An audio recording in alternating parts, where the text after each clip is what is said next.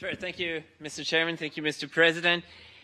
There is a distinction that was drawn by an earlier speaker in this debate between migrants and refugees. And I think we have to take it very, very seriously because, as has been mentioned before, a lot of the migrants coming to Europe are not refugees. They're people seeking economic betterment. And even those who claim to be refugees are not necessarily refugees according to the Geneva Convention. I would like to read that out to you, what that is again. Namely, people having fear of being persecuted for reasons of race, religion, nationality, membership of a particular social group or political opinion.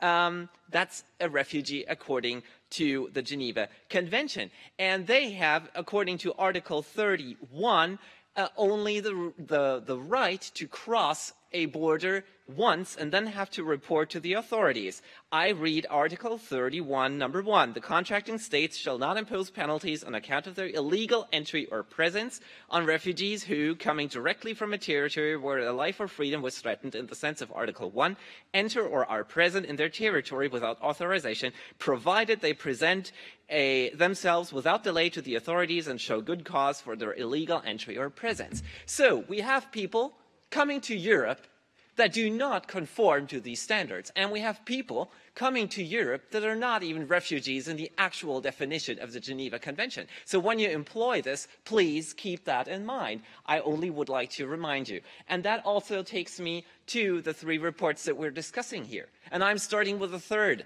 the urgent debate, saving lives at sea. Yes, I think it is a shame that thousands of people are drowning in the Mediterranean because human traffickers have promised them a better life in Europe. And that they rely on helpers from NGOs picking them up and actually bringing them to Europe. And that is wrong. Our duty as member states would be to actually adhere to the standards that we've once given ourselves, that we've also signed in the Geneva Convention.